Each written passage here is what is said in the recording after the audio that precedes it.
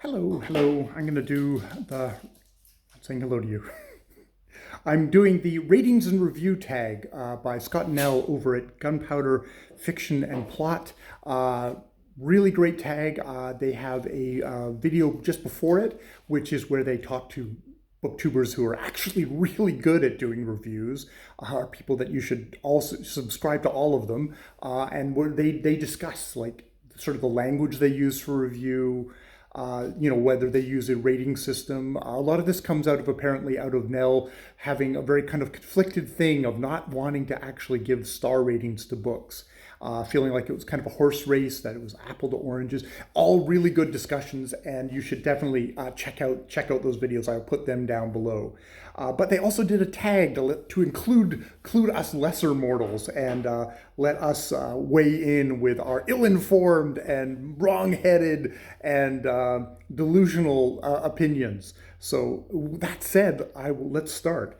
Number one, tag folks. So I will actually tag Dane Reads, who does a lot of reviews and does a very much different kind of review than I do, and Charlie Heathcote, who both Dane and Charlie are both indie authors and published professional authors, and they so it's kind of interesting to hear their take on this as people who are probably more intimately involved. They're more intimately involved in the actual construction, writing of books, and so it's always interesting to hear them actually review a book, knowing sort of what's going on behind the scenes there. So let's tag two very, very solid, great booktubers tagged. Let's go on with the next question. Number two, how do you know you've just finished a good book? Is it a thinking or a feeling response? For me, most definitely, I would say a feeling response. At least, especially that just finished. That's like the initial reaction right afterwards. That's the wow. You get that feel, that excitement, that buzz that you probably carried with you throughout the book, and are hoping is going to make it all the way to the end of the book. And when it does, it's like that's so great. So that's the start. That's the start of a review. And then comes the thinking, which is, also a part of the enjoyment. And I mean, the thinking's been going on as the book goes along, and you kind of ponder things, and I ponder things. I think about things I'm confused about or don't understand, or, oh, wow, that was an interesting connection there, all that sort of stuff. And then the fun part post a book is getting to think about it after having experience the whole thing, and to kind of go back and to kind of ruminate and get all that stuff. So but yes, initial response is most definitely that kind of feeling thing. Number three, when you begin to form your review/rating, what is the first question you ask yourself? The first question I ask myself is like, what's the most interesting thing in this book? What's the thing that I want to talk about? I want to tell people about the most, or the thing that it's like confuses me the most, that I didn't understand. That can often be that's the best jumping off point for a book for me. A thing of like, oh, I need to talk this out. I need to think this part out. That's oftentimes the big thing, and oftentimes, because I'm a terrible reviewer, that gets buried near the end of a review, when I should really kind of put it right up front. And if I continually try and make myself a better reviewer, but I'm very lazy at it, I always say, oh, this year, but this year never comes. Number four, do you do star ratings? Why or why not? And for me, there's questions for if yes, and then there's questions for if no. And I'm going to actually do them both, because yes, I have a Goodreads account and I do reviews there. So on Goodreads, I use the 5-star system, and I rate books, because that's sort of a part of the UI of Goodreads. I mean, at this point, I do mostly use it as sort of just as a little book diary, a very minimal book diary for myself. I don't write big long reviews on Goodreads, so I just put generally kind of my star rating. I have a couple of boxes that I've made for myself to tick, particularized to shelves and things like that. Number one, Explain your star rating system. What does a good book get in your rating system? So, for me, a good book, a solid book, a book that is good, just like it's a good book, that gets 3 stars, which we can get back to that later, is very different from a lot of other people. A good book gets 3 stars, and then we go from there above. But a book that gets 3 stars is actually a very solid book for my system, for my little universe. Number 2, 2, is your star rating consistent? I.e., are all your 5-star books better than your 4-star books? Probably not. Oh, actually, that works well. That probably not. Probably isn't consistent. You know, I might have had an unhappy love affair that month, and therefore I'm in a grumpy mood. So yeah. And then B, if you don't use a star rating system, which on BookTube, I don't use a star rating system. I don't think this is where I'm trying to kind of work things out, talk things out, get into all the little nuances, and I'm not really. It's something. I don't find it's useful information to convey. I don't think like my 3 stars is a good solid book, where I know with someone like Sean the Book Maniac, who participated in their panel, in Scott and Nell's panel discussion, a 3-star book is a book that like isn't really worth it, is a book he didn't actually particularly like. So it's like the star rating systems on their own, if I saw that Sean had rated The Man from Glengarry 3 stars, I'd think, oh, he thinks that's a good book, where I know for a fact that he thinks that's a pretty crappy book. A book which I gave 2 stars. He loves Man from Glengarry, and I do not like it. Actually, we both don't like it, but for me, I don't like, but not actively want to rant and destroy all copies in the universe. I gave that a 2. I gave that a 2-star. 2-star. So it's not very useful. And when I'm talking about when I'm talking about books at great length in a review on BookTube, there's no point in me giving I don't think there's any point in me giving a star rating system.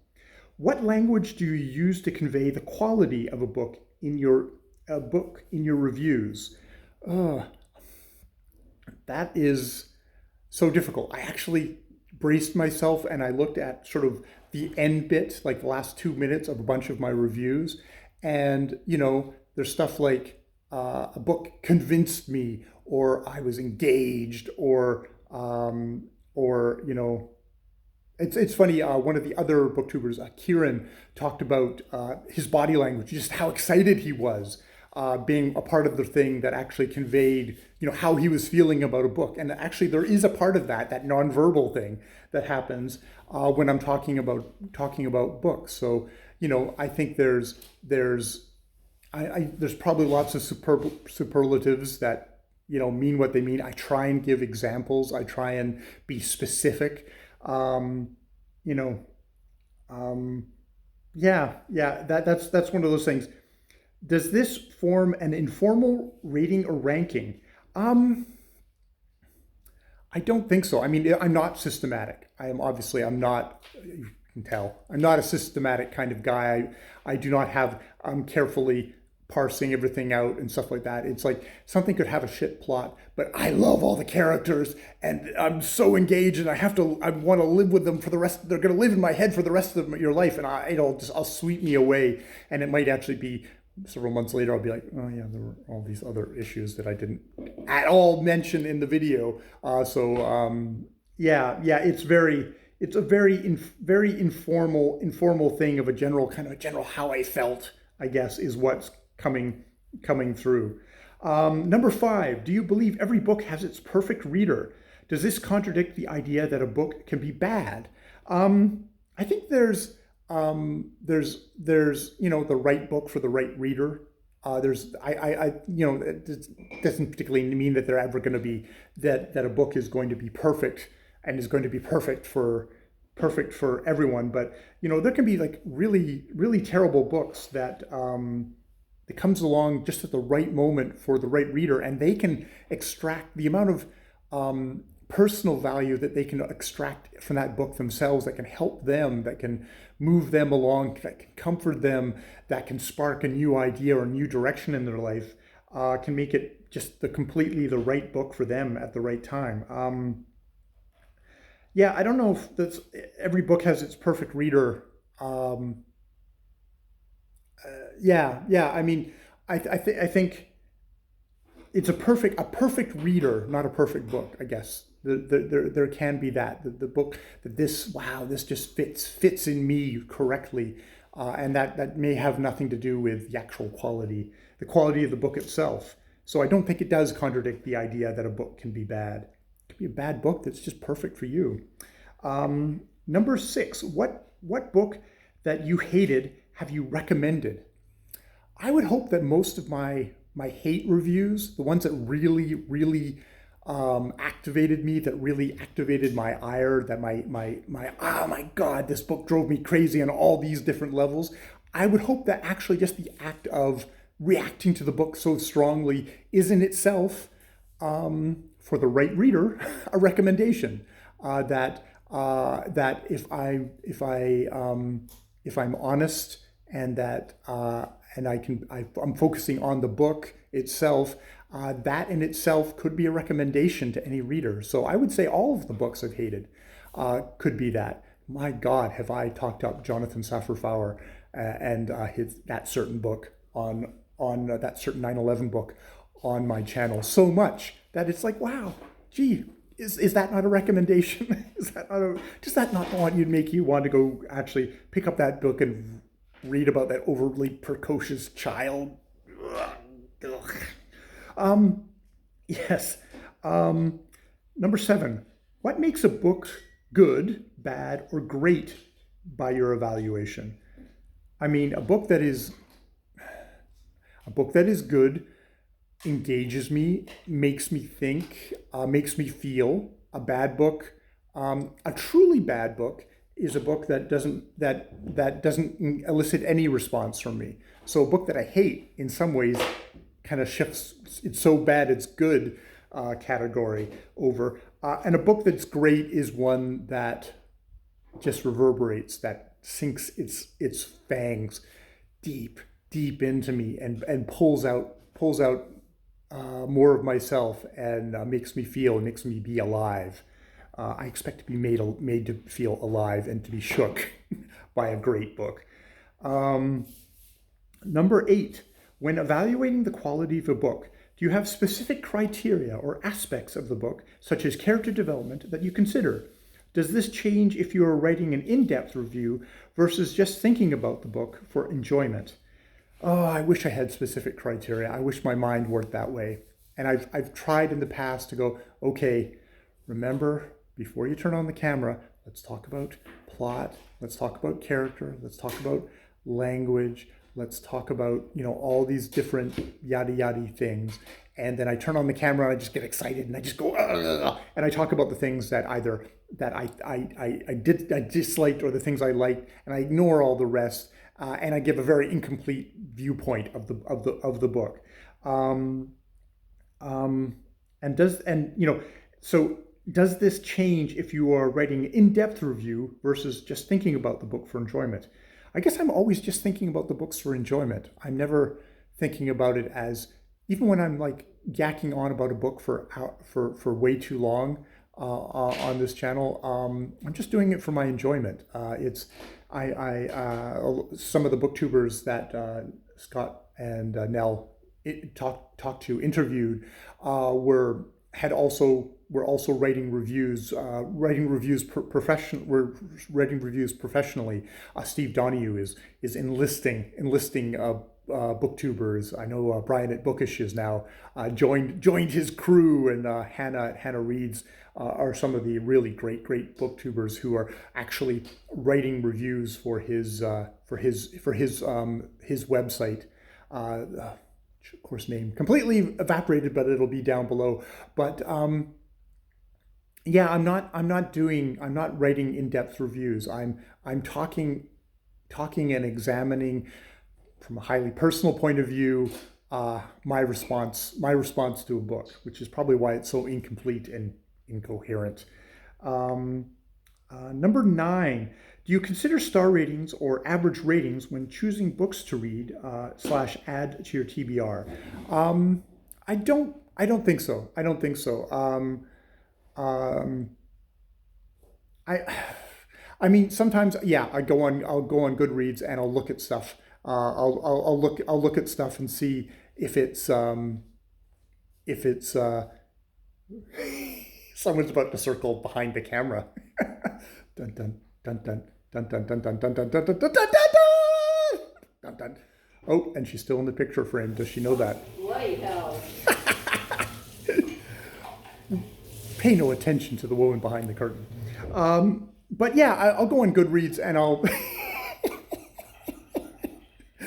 go on Goodreads and I will. I'm set up here in this place because we're not at home at the moment. We're in Pasuk for a kind of a getaway, and Ja is doing her art, and I am, of course, doing my little videos.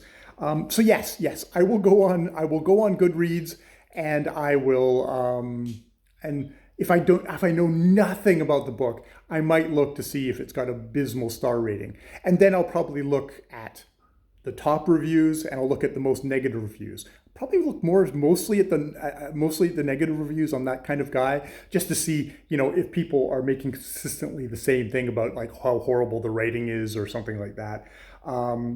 So I guess, yeah, I wouldn't just on the star rating alone do that.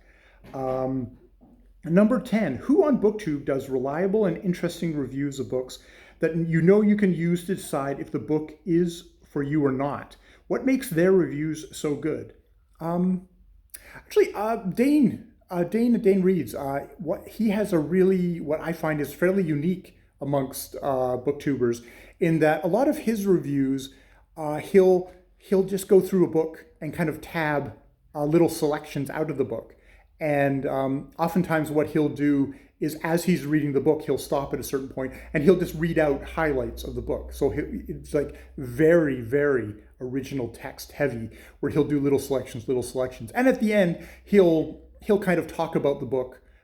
He'll talk about the book himself and actually he gives a star rating. That's why I'd be interested in hearing his points. But he gives a lots and lots of the book in his review, so it's really valuable for someone who's watching it, because you get to hear if he did Ernest Hemingway last, and he read out quite a bit of Ernest Hemingway, and that's the good of Ernest Hemingway, and that's the really negative sexist bullshit of Ernest Hemingway.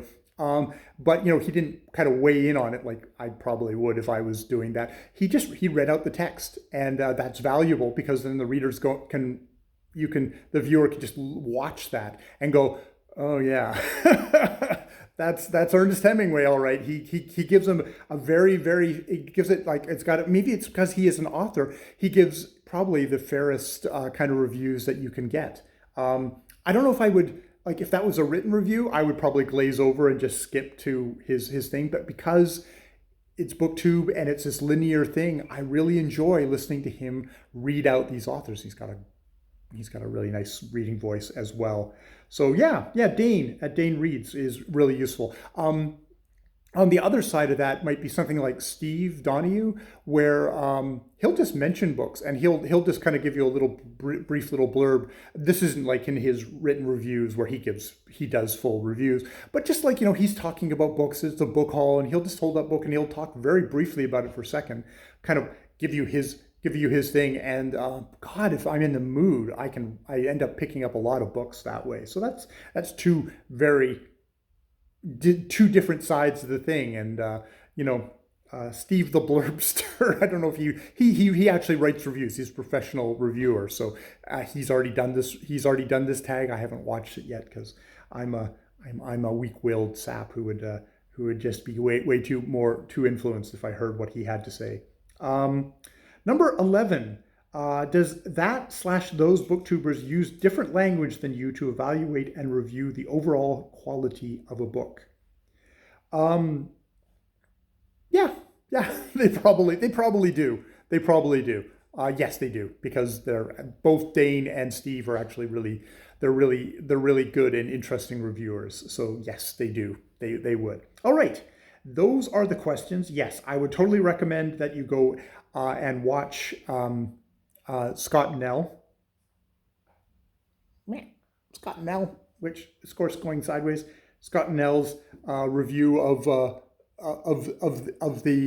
their not review, their original tag. Go and look at that. Most importantly, go back and look at their panel discussion.